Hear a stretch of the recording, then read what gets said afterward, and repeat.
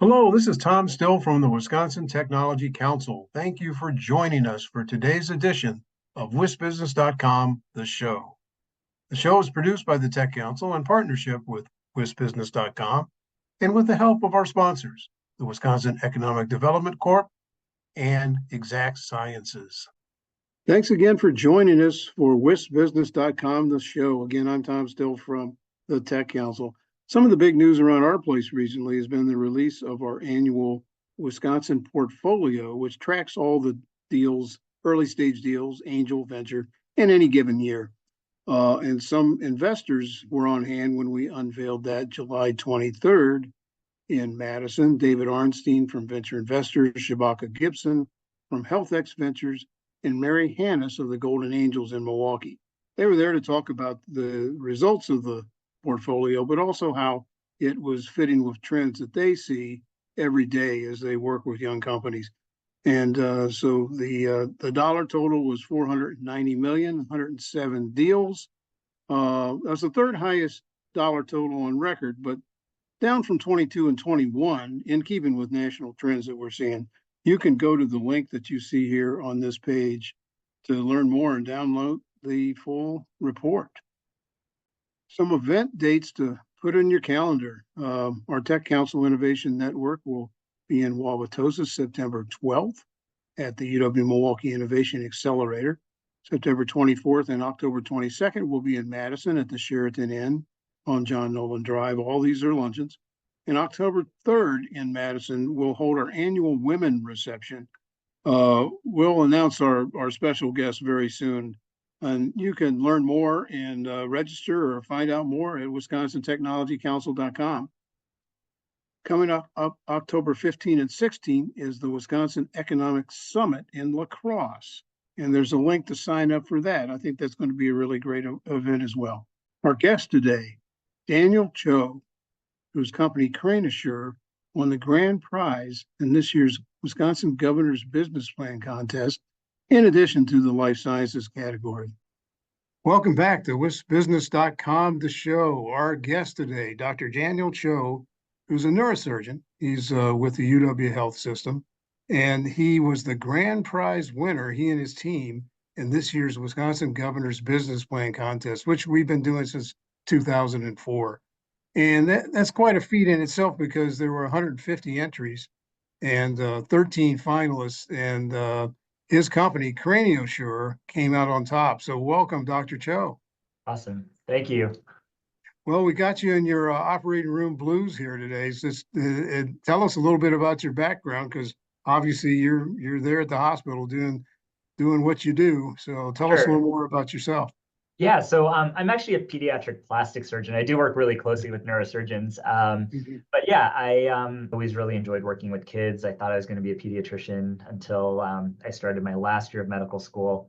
And I happened to meet a pediatric plastic surgeon who kind of introduced me to all the stuff that he does, including taking care of kids with cleft lip and palate, head shape differences, and other congenital differences. And I really love that as a pediatric plastic surgeon, you get to follow patients from when they're born until they're adults. And even afterwards, you get to see them grow up and develop these really awesome longitudinal relationships with kids and their families. Well, in your company, CranioSure, it draws its name really indirectly, but somewhat directly, from craniosynostosis, which is a condition that's seen in infants.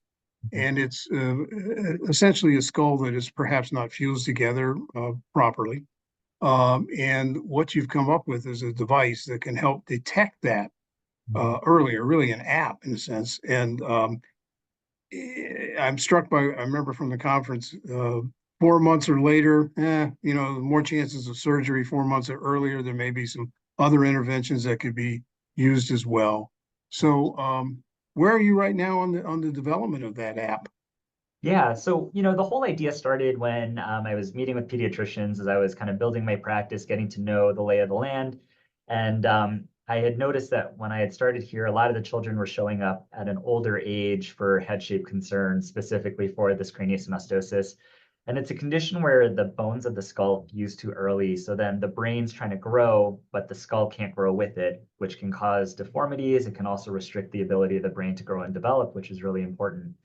And so we realized that a lot of pediatricians never got trained on how to identify head shape differences. A lot of them hadn't even seen a patient with this condition. They've just heard about it. And so putting that pressure on pediatricians to make this early diagnosis was really challenging.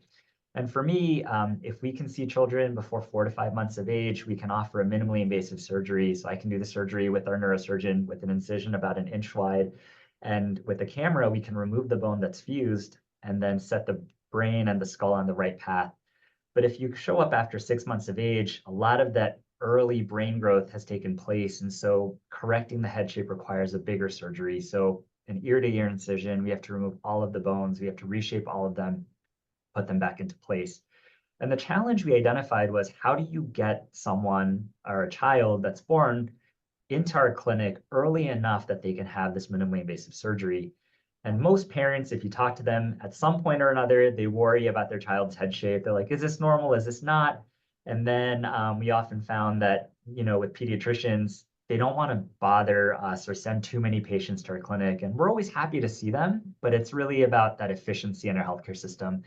And so we started working on identifying characteristic of these head shape differences in a simple way based on 2D photos rather than 3D photos or CT scans, which most people don't have access to. And so we worked with some of the students here in the biodesign course, and they helped us to build a prototype app. And we ran our algorithm through it, and we found that it was 97% accurate. Excellent. And so obviously, CranioSure is at that fusion part of medicine and digital health strategies.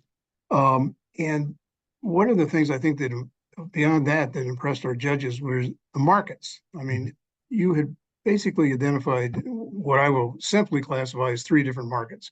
Folks who are like yourself, uh, somewhere in the cranial world in terms of surgery or other strategies, pediatricians, and but then also parents and others who might come in contact with infants. So that's impressive. Have we sized that up correctly? Yeah, exactly. This all started off as a research project in my lab, and then we realized the applications of it. And as we started talking to pediatricians, they were like, "Oh my gosh, like, do you have a tool we can use, something that'll help us identify kids that we need to send to you?" So they were really excited about it. And I think for us, there are a lot of pediatricians, but there are also family medicine providers, nurse practitioners, physician assistants. The market of people that interact with children or care for children is really huge. And then one of them was like, oh, like I would test it on my own kid. And so that kind of, set us off down another path where a lot of parents that I see, they were like, I knew something was wrong. I thought something was wrong, but I was told, wait a little bit to see if my child outgrows this. And then they didn't. So that's why I'm showing up now. And I'm like, oh my gosh, like if you were here 2 months ago, it could have been a very different conversation we were having. And so that's kind of really what pushed us to want to build a version available for parents. And so single use download, you run it on your child, and if it does find something concerning, it actually tells you, this is concerning. Here's the information for the nearest cleft and craniofacial team that's approved by the national organization. So you're going to get high quality care, but also it gives you a resource that you can reach out to directly. I also think it's a great tool to kind of start a conversation with your pediatrician. If you're worried and you bring it up with your pediatrician, the pediatrician can kind of take it either way. But if you're worried and the app is saying, hey, this is actually concerning, then I think a pediatrician is going to take it more seriously. And we were thinking about kind of the role of our app in increasing access to quality care, especially for children from low income neighborhoods, from rural areas, which encompass a lot of our state. How do we kind of use this to enhance access? And we were thinking if providers that work with WIC or other kind of health and socioeconomic access points for children and families, that would be a really great place to implement this tool as well. Absolutely. It's a great way to reach people who maybe otherwise are not in regular contact with the rest of the medical community. Yep. So what did you learn from the business plan contest yourself? Again, you were the grand prize winner out of this. What did you take away? Yeah, when we started this, we never imagined we were going to make it this far. For us, it was actually really interesting. We were doing the Igniter course through the University of Wisconsin Discovery to Product program, and our mentor, Amy Arnoldson, was like, you should really think about doing this. And we thought it was a great way to kind of have milestones to keep us moving things forward because Mhm. as medical professionals, we're very kind of goal driven, process driven. And so we just kind of kept keeping up with each phase. And as we were answering the questions and putting together different parts of the process, we kind of questioned a lot of what we were doing. And it really helped us to broaden our horizons. And I think the real big thing for us as a team was that, we know what we know, but we don't know what we don't know. And it really helped us to identify the things that we're not experts in.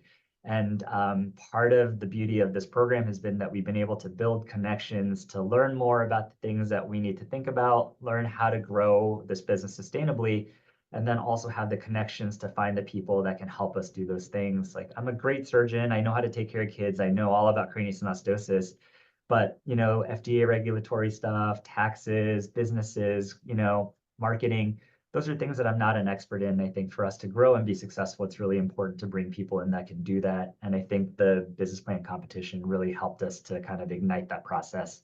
Yeah, we try to do that, make it very interdisciplinary and help folks like yourself. Well, thanks again to Dr. Daniel Cho, not only grand prize winner in this year's Governor's Business Plan Contest, but also the winners in the Life Sciences Division, one of our four main categories. So thank you very much for joining us today. Awesome. Thanks for having me. Thanks again to our sponsors, the Wisconsin Economic Development Corporation and Exact Sciences. We'll see you next time.